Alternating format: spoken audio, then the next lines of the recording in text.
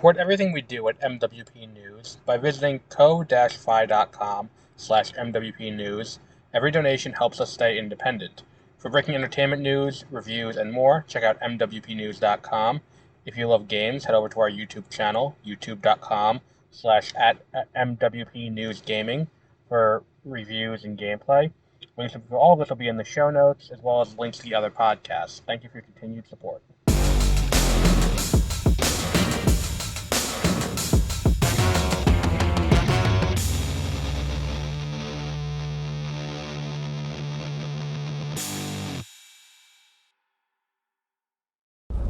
Good morning, and welcome to Beware of Spoilers. I am Adam. Today, in the morning, we're here to talk about Peacemaker, Season 2, Episode 2.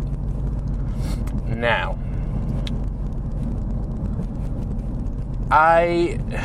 we're not going to talk about multiverse stuff this week, or as minimally as possible, because I think that last week, the conversation centering around continuity and the multiverse at large and all of that kind of lost the point of what this show is, which may be my fault. It may have been my misinterpretation of something that Gunn said. It's like, oh, this is going to explain things. And it's like, you know what, let's just not, until we get to that point, let's not speculate.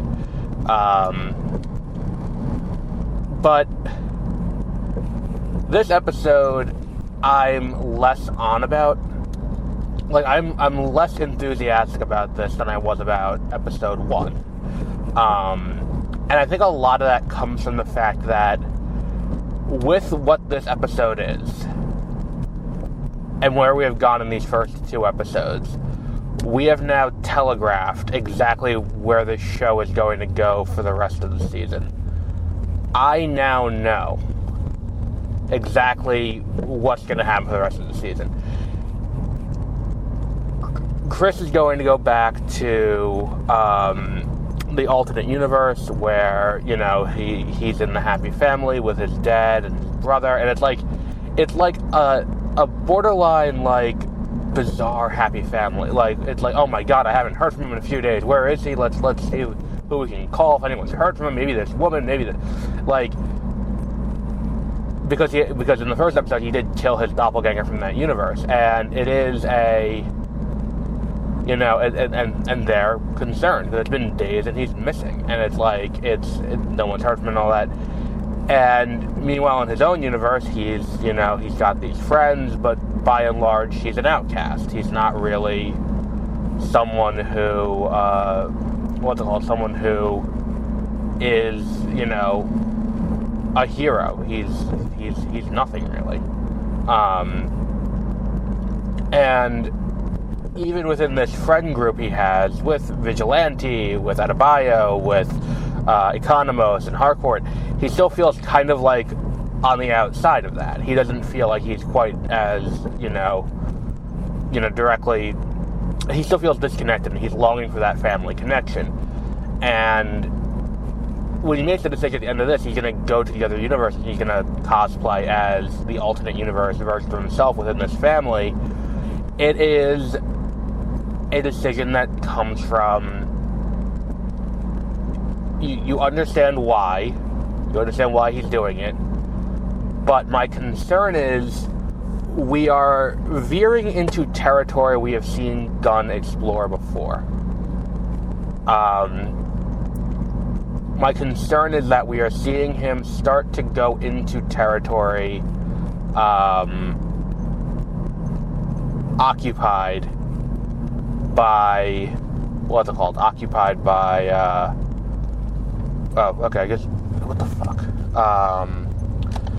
a territory occupied by Guardians of the Galaxy Volume 2. And distinctly, what I'm thinking of is the quote from Gamora,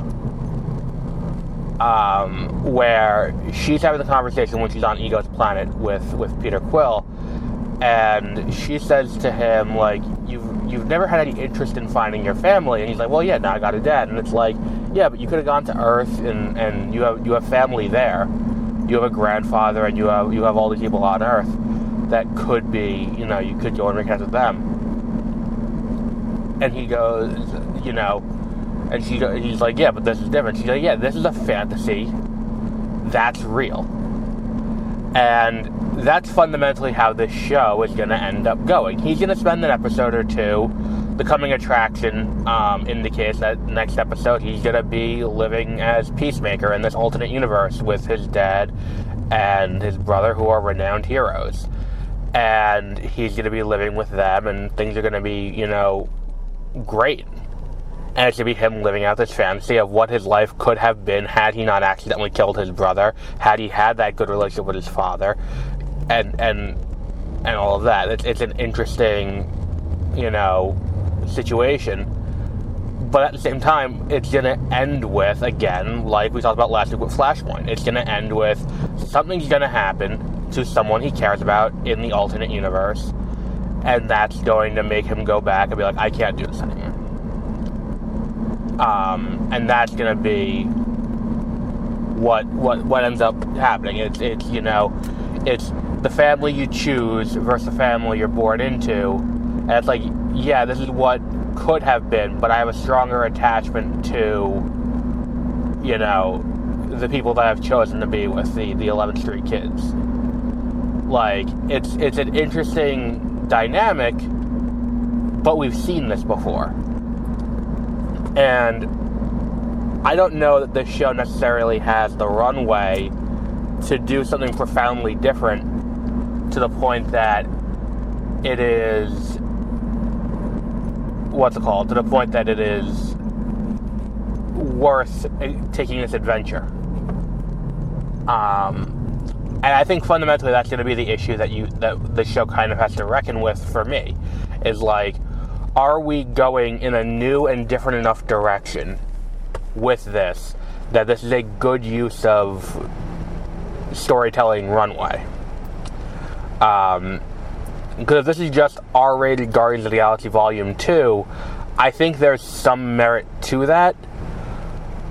But in a world where we already had Guardians 2, and we've already had, we've already had, Flashpoint done several times, and, is this something that needs to be done? I think the more interesting thing would be if he went to this other universe and he sees all this stuff and he thinks they have this great life and they're doing great things, but in reality they're not. That would be an interesting thing, and then it's a morality question more than a family you choose versus family family you're born into, or in this case, the family you could have been adopted into but weren't. And I think that could be an interesting thing where it's like he wants to bring peace, like they go back to that several times in the previously on. It's like he's Peacemaker. He will kill as many men, women, and children as it takes to bring about peace. Which is okay. That is a take. So it'd be interesting to see, does he, does peace take an alternate form in this alternate universe? When we're in this universe and he's doing these quote unquote good things, is this furthering something else? Keep in mind, his father is the Red Dragon. His father is in the prime timeline, the head of the clan. He is a major white supremacist and all of that. And in the alternate universe, he's Blue Dragon, I guess is what we would call it, where it's the same thing, but the costume has blue highlights instead of red. It's I understand, I think that there's going to be something going on in this alternate universe that's not what it seems. There's going to be something just below the surface where it's they're getting rewarded by the government, but who is the government? And then, if they're the government, then what? I think blue is an interesting choice compared to the Red Dragon because of, the Red Dragon, the clan's color has always been the white sheep, but they've always heavily used reds in their iconography. It's interesting for blue because in this same vein of what this character is, like, if the only difference in this timeline that we see is he didn't kill his brother, that doesn't fundamentally affect the core belief system of his father. Theoretically, his father would still be the same person in the ridiculous, white supremacist Iron Man suit. So, could the use of the blue be signaling? And we've seen Gunn use real-world things in the show so far, where it's like in what was it in Superman, there was the idea of like, oh well, was the video deep faked? Was this an AI, like something like that? Creature Commandos, the bad guys in Creature Commandos who are men's rights activists, like alt-right activists, and it's an interesting thing. It's like, could it be that in this alternate universe he's not just head of the Klan, he's doing some kind of back the blue thing? And that would be an interesting diversion or difference from where we were to begin with. But we'll see. I'm not sure. Because it's also equally likely that like it's just someone ends up dead, like Adebayo ends up dead, or Economos ends up dead, or Harcourt ends up dead, and it's like I don't think it can be Harcourt, because I think that if it is Harcourt, that would be a little bit weird. And I think you'd lose some of the messaging where it's like, then it's just the woman he's in love with, and that's different. Like, I think it has to be like Adrian Chase or someone else he cares about. And I think too, there's a chance that Joel Kinnaman comes back beyond just that, the beginning of this episode where we have that, as Rick Flag Jr. And I think that could be an interesting way to bring him back into the DCU full time, because like, again, talking about continuity, which I said I wasn't going to do much, but like, because of the weird circular logic of the continuity, and we'll use the example again, this show is a sequel to, or a spin-off of The Suicide Squad, which James Gunn directed in 2021. The Suicide Squad is a sequel to Suicide Squad from 2016, because you have Margot Robbie reprising, Amanda Waller reprises. There's a bunch of characters that reprise, but it's very much a sequel to that. And on top of that, too, it's like that's how they get the team together. It's a lot of people who they've used before. It's like Captain Boomerang is there, and Rick Flag, and all of these people. So, all of that said, these are all people who are that's a sequel there. Suicide Squad is very much in response to Batman v Superman. Suicide Squad is also in, like, because, Ben Affleck's in that movie several times. Ezra Miller's in that movie as the Flash. He's the one who captures Captain Boomerang. And then you have, and it's also, why are we doing this? Because Superman is dead, but we know there are metahuman threats out there. We need someone who can stop them. So, as we get further back, I think it's less canon. And what he said he's doing is that if it's shown in Peacemaker, it's canon. So, like, the death of Rick Flag on Corto Maltese is canon. Project Starfish on Corto Maltese is canon, but, like, the specifics aren't. Like, I think there's a world in which Harley Quinn is retconned out of that. Like, it's just like Harley Quinn's no longer, just wasn't there anymore. But that therein kind of, it's like, it's this, it would be interesting if they use this as a roundabout way to bring back Rick Flag Jr. and give Joel Kinnaman a chance to play him again. Because they could just do it where they pull him out of the timeline, like out of that alternate timeline, and he just comes in. That would be cool. But I don't know if that's exactly what's going to end up happening.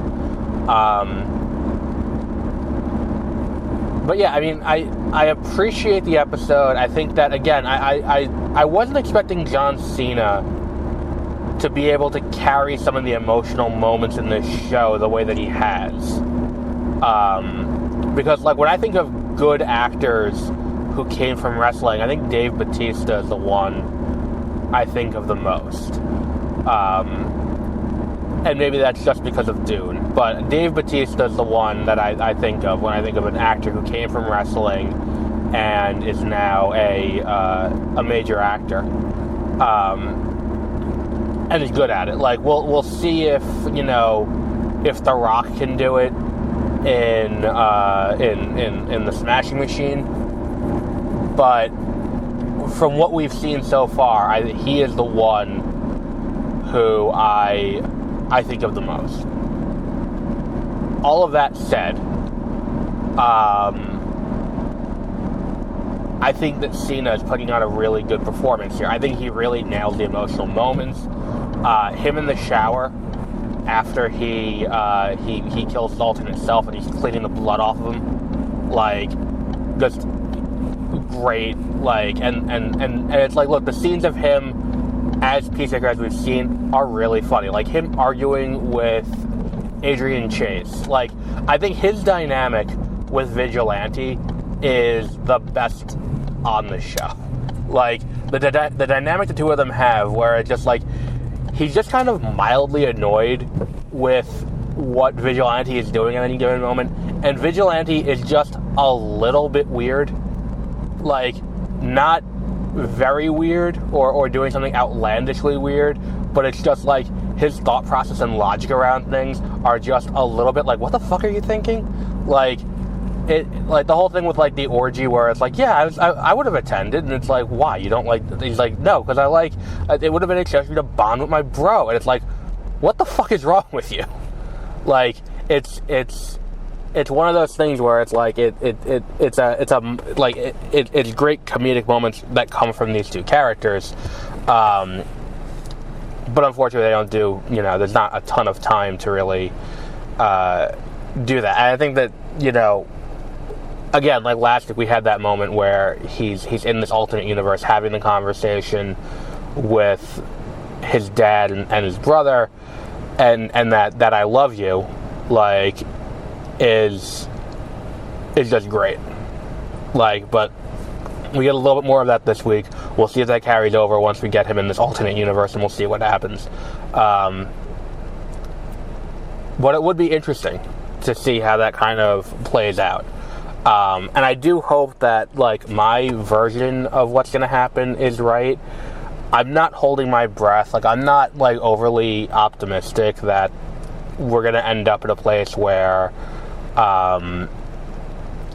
they go into this where it's like, oh no, it's still bad. Like, he's still evil, and it's like, yeah, there's peace, but like, I want to see him reckon with that. Like, I don't think that they include the I believe in peace no matter how many men, women, and children have to kill to get to it.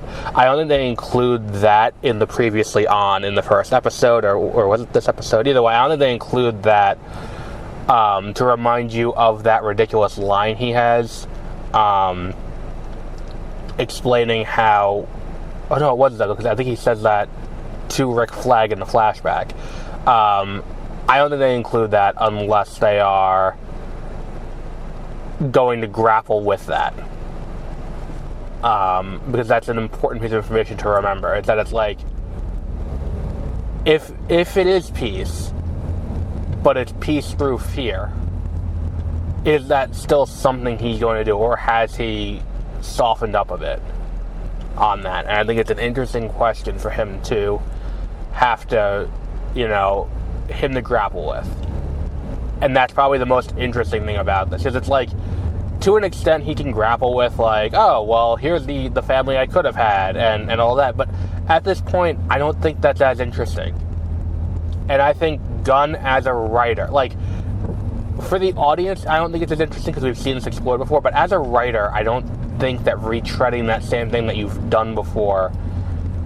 I know for me, doing the same thing over and over again, if I'm doing something, the same I've already done, inherently to me that's going to be less interesting than going and doing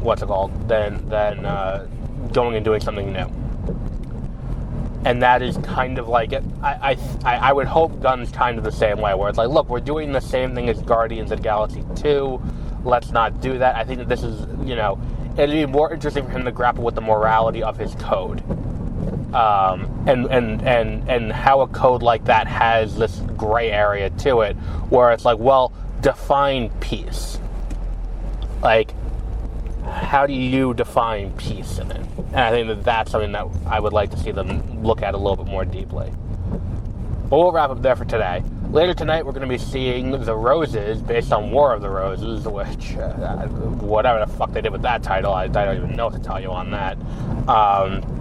And then at some point over this weekend, we will see Caught Stealing, the new Darren Aronofsky movie with Austin Butler and Zoe Kravitz and Vincent D'Onofrio and a whole bunch of other people whose names I'm forgetting, but it's a huge cast, and Matt Smith's in it, and I'm very interested to see this movie. But we'll talk about that this weekend at some point. I haven't decided what day yet. But we'll wrap up there for today. And until our next episode, have a great rest of your week.